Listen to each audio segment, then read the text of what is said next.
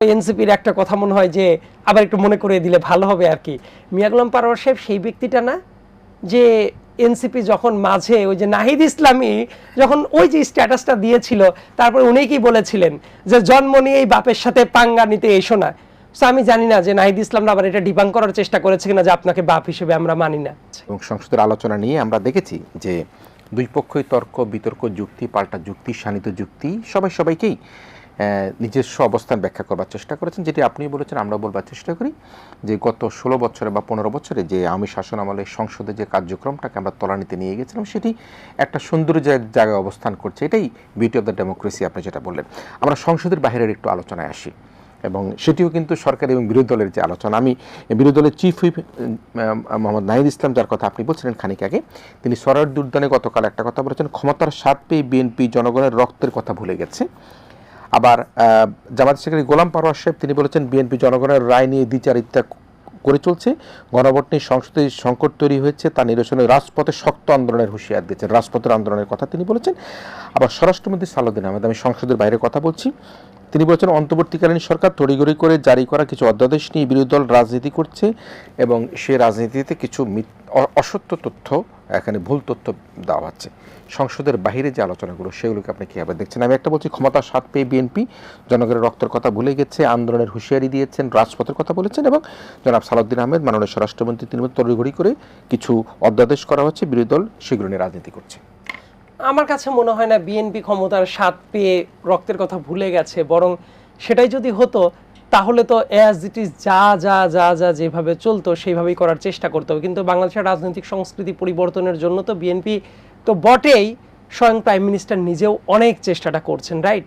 এই যে ক্ষমতার স্বাদ পেয়ে যদি রক্তের কথা ভুলেই যেত, প্রাইম মিনিস্টার একটু খেয়াল করে দেখেন, প্রাইম মিনিস্টার শব্দটা মানেই রাস্তা দিয়ে চলবে, মানে রাস্তার দুই পাশ ঘন্টার পর ঘন্টা বন্ধ থাকবে, সারা ঢাকা যানজট হয়ে যাবে।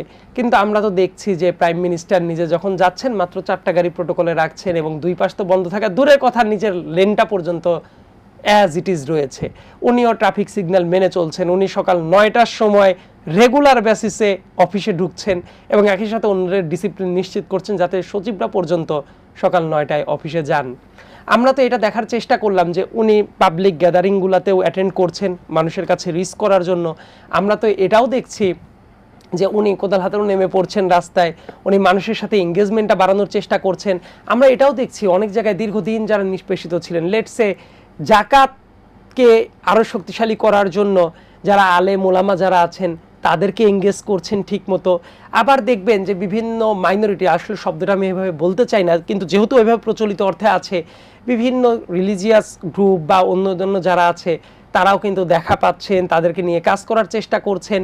এমনকি ক্ষমতার আগে, মানে ক্ষমতার কথা তো বলছিলেন, ভোট দেওয়ার পরে ওই যে আঙ্গুলে যে কালিটা দেওয়া হয়, কালি দেওয়ার আগে ফ্যামিলি কার্ডের ইনিশিয়েশনটা হয়ে গেছে, খাল কাটার কর্মসূচিটা উদ্বোধন করা হয়ে গেছে, এই যে একদিন পরেই কৃষক কার্ডের উদ্বোধনও ইনশাল্লাহ আমরা সবাই মিলে করতে যাচ্ছি।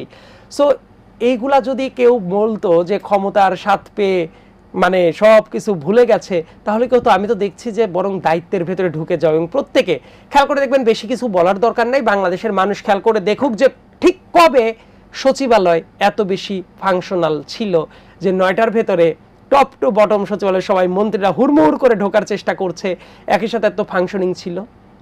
নিশ্চয়ই এই ব্যাপারটা কিন্তু মোটামুটি একটু নজিরবিহীন ঘটনা বলেই রিড করা উচিত। এবং পাল্টাপাল্টি তো থাকবেই, পলিটিক্যাল রেটরিক তো থাকবেই, রাইট? মিয়া গোলাম পারোয়ার সাহেবের কথা বলছিলেন। সো এনসিপির একটা কথা মনে হয় যে আবার একটু মনে করে দিলে ভালো হবে আর কি।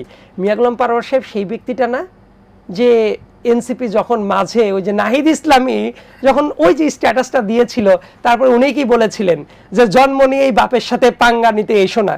সো আমি জানি না যে নাহিদ ইসলামরা আবার এটা ডিবাং করার চেষ্টা করেছে কিনা যে আপনাকে বাপ হিসেবে আমরা মানি না। কিন্তু যেহেতু দেখলাম এই ধরনের কথাবার্তা বলে নাই, বরং একসাথে আবার মিশে গেছে, সো রিজনেবলি কেউ না কেউ তো মনে করতেও পারে যে তাহলে কি জামাতের হুঙ্কার খেয়ে বাপ হিসেবে মেনেই নিল কিনা, এখন একসাথে বাপ ছেলেরা একই কথাই মুখস্থ বলার চেষ্টা করেও কিনা। আমার কথা না, মানে তারা যেটা বলেছে ওইটাকেই আমি মানে ট্রান্সলেট করার চেষ্টাটা করছি আর কি, এইভাবেই মনে হয় কিনা। সো এই জন্যই বলছি যে এমন অনেক হুঙ্কার তো এসেছিল বাংলাদেশে, রাইট?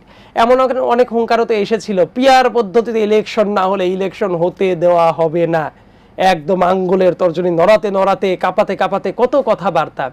যে লোয়ার হাউসে পেয়ার হইতেই হবে, গণভোট হইতে হবে ইলেকশনের আগে, তা না হলে এই ইলেকশন হবে না, জুলাই সনদ আমরা সাইন করব না। কিন্তু দেখা গেল জুলাই সনদ যেদিন সাইনের দিন এনসিপি চুপচাপ বসে আছে, জামাত ইসলামের দুজন গিয়ে অনেক সুন্দর হাসি দিয়ে তারা সাইনটা করে ফেলেছে। কিন্তু দেখবেন বারবার করে এই যে কথাগুলা বলা, এই কথাগুলা বলাটা কি একটু ফাঁকা আওয়াজের মতো মনে হয় না? আবার ঠিক ইলেকশনের পরেই তারা দেখবেন মাঝে মাঝে তাদের কিছু কিছু ব্যাপার আছে, ফেসবুকে পোস্ট দেয় যারা, অনেক চমৎকার করে পোস্ট দেয়, দিয়ে তারা আবার বলার চেষ্টা করে আমরা তো এতগুলো আসনে 200টার উপরে আসনে জিতেই গিয়েছিল, আমাদের হারিয়ে দেওয়া হয়েছে। এইটা নিয়ে দেখবেন তারা সমাবেশও করে ফেলেছিল, বাইতুল মোকাররমের সামনেই করেছিল, মাঝে মাঝে ডেকেছিল, কিন্তু সেই জনসমর্থন কি তারা পেয়েছিল?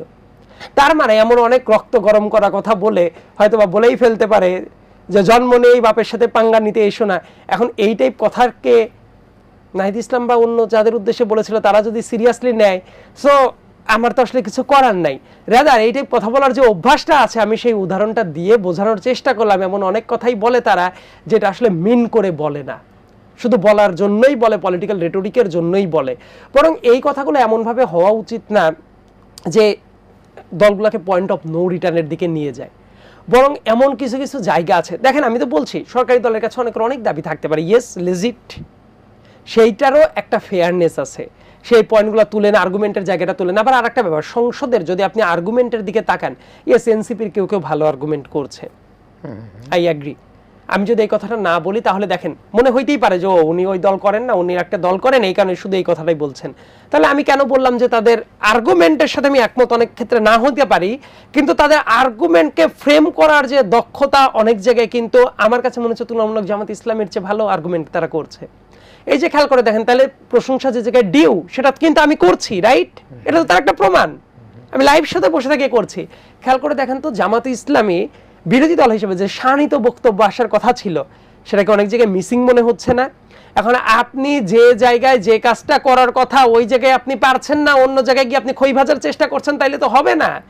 আপনি আর্গুমেন্ট করার চেষ্টা করছেন, তাদের সংসদ সদস্যরা সংসদে সব কি বলছে, ডাকসুতে এসে চ্যালেঞ্জ করছেন, ডাকসুতে এসে আমার সাথে আর্গুমেন্ট করো অন্য একজন, এটা হবে? সংসদ সদস্য যিনি হয়েছেন উনি তো সংসদেই তো কথাবার্তা বলবেন, উনি এসে ডাকসুতে কথাবার্তা বলবেন না নাকি? এই টাইপ মুখরোচক কথা, অনেক ক্ষেত্রে মুখরোচক খাবারের ব্যাপারটাকে আমি মাঝে মাঝে বলি যে ধরেন আপনার এই বয়সে গিয়ে আপনি যদি স্কুলের পাশে যে মুখরোচক খাবার বিক্রি করে চাটনি, আচার, ঝালমুড়ি, ফুচকা আপনি খেলে যেটা হইতে পারে এই বয়সে আপনার পেট খারাপ হয়ে যেতে পারে, খাইতে কিন্তু মজা লাগে। সো মুখরোচক অনেক কথাবার্তা শুনলে ভালো লাগে, পেপারে বড় হেডলাইন হয়, নিউজে বেশি কাভারেজ পাওয়া যায়, কিন্তু সেটার ভেতরে সাবস্টেন্সটা কি আছে সেটা যাতে এমন না হয় যে এই টাইপ কথা বলে নিজেরাই হজম করতে পারলো না, দিন শেষে পেট খারাপ হয়ে গেল। বরং এইগুলো অ্যাভয়েড করে গুড রাজনৈতিক জেস্টারে যদি আপনি বিশ্বাস করেন, ক্রিটিসিজমটাও হইতে হবে দ্যাট মাচ স্মার্ট, যাতে করে মানুষ মনে করে যে ঝগড়াঝাটিটাই ডেমোক্রেসি না, শানিত যুক্তি, তর্ক, বিতর্ক এগুলা দিয়েও যে ডেমোক্রেসির কালচারটা হয়, সারা পৃথিবী জুড়ে এই কালচারটা প্রচলিত আছে। আমি আপনাদের কিছু শো দেখি, স্কুলের কলেজের বাচ্চারা যখন কথাবার্তা বলে, পার্লামেন্টারি ডিবেট, আমি চমৎকার আর্গুমেন্ট ফ্রেমিংটা দেখেছি। আমার কাছে মনে হয় যে অনেকে যদি এই বাচ্চাদের ফ্রেমিংটাও দেখতে পারে তাহলে দেখবে যে পার্লামেন্টারি ডিবেটের যে সৌন্দর্য সেটা তো ওই বাচ্চারা যদি পারে, তার মানে মুরব্বীদেরও তো রপ্ত করা উচিত। কিন্তু তা না করে অনেক সময় এমন অনেক কথাবার্তা অনেকে বলে ফেলে, পার্লামেন্টের কালচারটা দেখলেই মোটামুটি বুঝতে পারছে যে কারা মোটামুটি একটু জেনে শুনে কথাবার্তা বলে যাচ্ছে আর কারা কিছু একটা বলার দরকার এই কারণে হম্বিতম্বি করে বলছে। আমি মনে করি যে এই যে পার্লামেন্টারি যে কালচারটা, স্কুল কলেজে ডিবেট টিভিতে তো আমি দেখি মাঝে মাঝে আপনারা অ্যাঙ্করিং করেন বিভিন্ন জায়গায়, সেটাও দেখে চমৎকার একটা ভাইব পাই। এবং আমি মনে করি মানুষের এই যে একটা গুড কালচার, আপনি যখন এই রাস্তায় তো সব কিছু নামতে পারবেন না, যখন এই আর্গুমেন্টগুলো চলতে থাকবে মানুষ কিন্তু শিখবে যে পার্লামেন্ট এই ব্যাপারটা নেহাত কোনো চিল্লাপাল্লা করার জায়গা না। পার্লামেন্ট ইজ এ প্লেস যে জায়গায় শানিত বক্তব্য থাকবে, বক্তব্যের পেছনে বিতর্ক থাকবে, যুক্তিতর্ক দিয়ে মানুষকে কনভিন্স করার পাওয়ারটা থাকবে। দেন অ্যান্ড অনলি দেন আপনি মনে করতে পারবেন যে আমরা একটা গুড ডেমোক্রেসির দিকে ধাবিত হতে পারছি। এবং এই জন্যই কখন কি কথা বললো শুধুমাত্র পলিটিক্যাল রেটোরিকের দিকে না গিয়ে মাঝে মাঝে বোধহয় সাবস্টেন্স সহ কথাবার্তা বলাটা ভালো। এতে করে মানুষ মনে করবে যে না, রাস্তায় ওই যে পিয়ার না হলে ইলেকশন করব না, আগে শেখ হাসিনা ফাঁসি না হলে এই দেশে কোনোদিন ইলেকশন হইতে পারে না, তারপরে এই যে আপার হাউস লোয়ার হাউস নিয়ে কথাবার্তা চলতে থাকবে, গণভোট আগে না হলে ইলেকশন করব না, এইটা না হলে সনদ সাইন করব না। কিন্তু করার পরেও যখন দিন শেষে সব কিছু হতে যাচ্ছে তখন মানুষ কিন্তু ওই লাইনে আবার মিলিয়েও ফেলতে পারে। বরং এটা খুব একটা ভালো কালচার বলে আমি মনে করি।